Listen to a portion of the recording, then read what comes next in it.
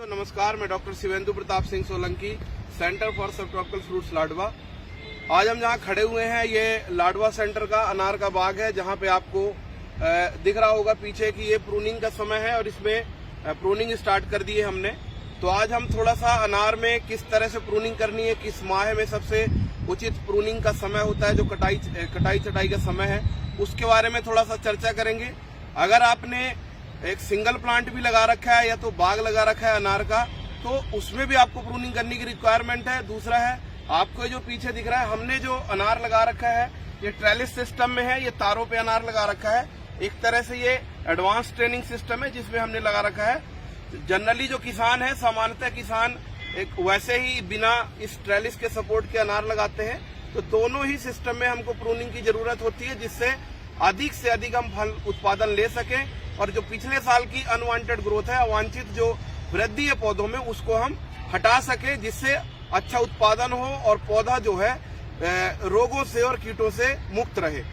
तो अनार में आपको जो ध्यान देने वाली बात है कि सबसे जो मुख्य बात है कि आपने किस महीने में, तो अगर हम उत्तरी क्षेत्र में बात करें तो मार्च अप्रैल से इसमें फ्लावर स्टार्ट हो जाते हैं और आप जाके अगस्त सितंबर से आप तुड़ाई चालू कर देते हो, तो लगभग 1.5-2 महीने जो है वो तुड़ाई का टाइम चलता है। और फरवरी में प्रूनिंग करने के बाद मार्च से लेके आपका सितंबर तक का इसका पूरा सीजन जो है वो अनार का चलता है। तो इम्पोर्टेंट ये हो जाता है कि फूल आने के पहले हमको प्रूनिंग करनी होती है, जिससे बहुत ज्यादा पौधा डेंस ना हो, बहुत ज्यादा ग्रोथ ना करे और पौधा आगे जाके जो रोगों और कीटों से उनका ज्यादा प्रकोप बढ़ जाएगा।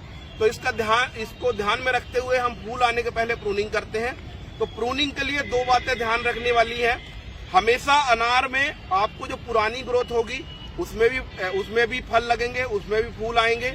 जो आपकी नई ग्रोथ आएगी उसमें भी फल और फूल लगेगा। तो हमको दोनों ही तरह की शाखाओं का बैलेंस बना के चलना है। तो जो आप कटिंग करेंगे, कटिंग में हमको ये ध्यान देने वाली बात है कि जो पुरानी ग्रोथ है उसको भी कुछ हमने हटानी है और उसको इस तरह से कटिंग करनी है कि जो नई ग्रोथ है उसका भी बैलेंस बना रहे। तो आपको थोड़ा पास से दिखाएंगे, इस तरह से जो आपको शाखाएं देखने मिलेगी अनार में। अगर एक सिंपल जो आपके पौधे लगे हुए हैं, ट्रेलिस सिस्टम की बात ना करें, तो आपके घर पे जो प्लांट लगे हुए हैं इस तरह से उसमें ये पिछले साल की जो शाखाएं हैं वो भी मिलेंगी आपको, और जो नई ग्रोथ पिछले साल जिसमें फल लग चुका वो शाखाएं भी हैं। तो इसमें आपके टॉप पे भी आपको जो टिप बीरिंग है, इस पे एक टिप बीरिंग की हैबिट है कि आपको टॉप पे भी फल लगेगा। इस तरह के जो टॉप में लगने वाले फल हैं, जो शाखा के बिल्कुल जो ऊपर लगते हैं, इस तरह से आपको साइडों में भी फल लगते हुए दिखेंगे। इधर पे जो ये वाला पार्ट है, दूसरा है आपका जो टिप वाला पार्ट है, इसमें भी कुछ न कुछ फूल आएंगे जो फल बनाएंगे। हमने कोशिश ये करनी है कि जो बिल्कुल आपके अनार के टिप बीरिंग वाले आते हैं, जो टॉप में लगते हैं शाखा के, वैसे फ्रूट हमने ज्यादा नहीं लेने, क्योंकि वैसे फ्रूट डायरेक्ट सनलाइट के संपर्क में आते हैं और उसमें क्रैकिंग की समस्या और दूसरी समस्याएं भी देखने को मिलती हैं। तो हम क्या करते हैं, इस तरह की जो आपको शाखाएं मिलेगी उनको ऊपर से काट देते हैं और साइड से जो ग्रोथ है उसको ज्यादा से ज्यादा हम प्रमोट करते हैं, जिससे ज्यादा से ज्यादा करंट वाली शाखाएं बनी, नई शाखाएं बने, उनमें भी फल लगे और जो पुरानी शाखाओं का उनका भी बैलेंस बना रहे, क्योंकि उनमें भी फल लगता है। तो अनार में दोनों तरह से जो पुरानी शाखा है उनमें भी फल लगेगा और जो नई ग्रोथ आएगी आपको कटिंग के बाद उनमें भी फल आएगा। तो इन दोनों का बैलेंस बना के चलना है। कटिंग के साथ साथ आपको एक ध्यान देने वाली बात यह होती है कि अनार में जो एक्सेसिव वेजिटेटिव ग्रोथ होती है, जो बहुत ज्यादा आपके पौधों की वृद्धि होती है, उसको हमको कम करना होता है, जिससे आपका जो ज्यादा से ज्यादा जो खाना पौधों में बन रहा है वो फूलों और फलों तक जाए, जिससे आपकी क्वालिटी अच्छी बने। बहुत ज्यादा आप एक शाखाओं का गुच्छा बना के रखेंगे, उसमें अनार की क्वालिटी उतनी बढ़िया नहीं बनेगी। तो आपको चीजें जो ध्यान रखने वाली बात है, इस तरह आपकी जो अनार की शाखाएं होंगी आपके पौधे में, तो आपने क्या करना है, जो अवांछित शाखाएं हैं वो आपने हटानी है। टॉप वाली जो ग्रोथ है उसको हटानी है और साइड वाली ग्रोथ को हमने ज्यादा से ज्यादा क्या करना है, प्रमोट करना है, जिससे ज्यादा से ज्यादा फल और फूल आ सके।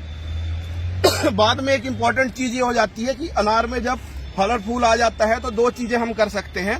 अनार जब छोटा फ्रूट सेट हो जाए, जब आपका बिल्कुल बेर के आकार का अनार बन जाए, उसमें आप क्या कर सकते हो कि मान लीजिए इस शाखा में आपके लगभग 5-7 अनार लगे हुए हैं, तो आप उस शाखा को सिंपल ब्रांच थिनिंग भी कर सकते हो, जिससे इस शाखा में कम से कम अनार हो और आपकी क्वालिटी अच्छी बने।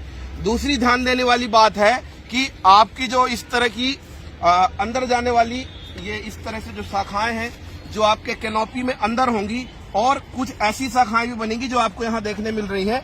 आप यहाँ थोड़ा क्लोज लाइए कैमरा, ये आप देखेंगे इस तरह से ये लंबी लंबी शाखाएं आपको सीधे बढ़ेंगी। ये जो शाखाएं हैं अवांछित शाखाएं होती हैं, और पौधे से जो खाना है, जो आपका फर्टिलाइजर है, न्यूट्रिएंट है, वो बहुत ज्यादा खींचती हैं। तो इस तरह के जो आपके वाटर सूट्स है ये आपको रिमूव करना होते हैं, जिससे आपकी पौधे की कैनोपी जो है बहुत अच्छी बने और इसमें उचित तरह से जो आपके पोषक तत्व हैं उनका कैनोपी में डिस्ट्रीब्यूशन हो सके।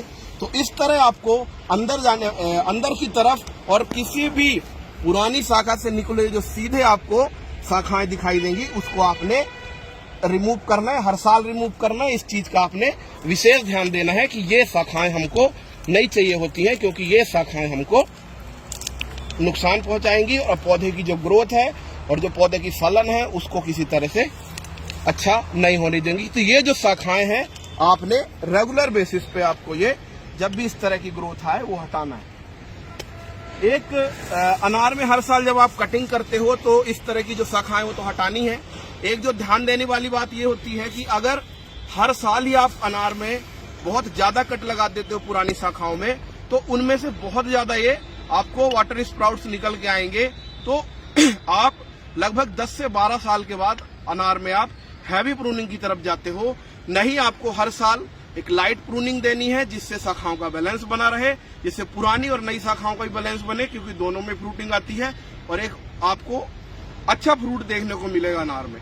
अनार में इसके साथ ही एक जोड़ने वाली बात है नई की प्रूनिंग के तुरंत बाद जैसे ये पूरे आप पार्ट कट कर देते हैं तो एक तरह से ये पौधे में इंजरी हो गई, घाव हो गया, तो 3 ग्राम प्रति लीटर के हिसाब से कॉपर ऑक्सीक्लोराइड का आपने पूरे बाग में स्प्रे करना है। कटिंग के बाद अच्छी तरह से पौधे के थाले बनाए, खाद दवाई दे, बढ़िया दे, जिससे आपकी जो ग्रोथ है वो बहुत से बढ़िया मिलेगी और आपको अनार में अच्छा उत्पादन देखने को मिलेगा।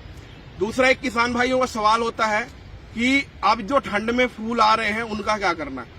तो हम अगर यहाँ बात करें तो मैंने आपको पहले ही बताया था, फरवरी में प्रूनिंग होगी, उसके बाद फूल आएंगे और आपका जो अनार का जो पूरा सीजन है ये फरवरी से लेके आपका सितंबर तक चलेगा।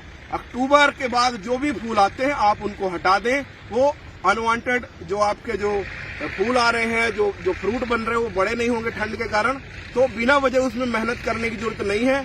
अनार को उस टाइम पे रेस्ट चाहिए होता है, तो आप अक्टूबर से लेकर जनवरी तक अनार को रेस्ट दे, डोरमेंसी कंडीशन में रहता है वो, और फरवरी में आप उसको फिर प्रूनिंग करके तैयार करें जिससे आगे वो फ्रूट देगा। धन्यवाद।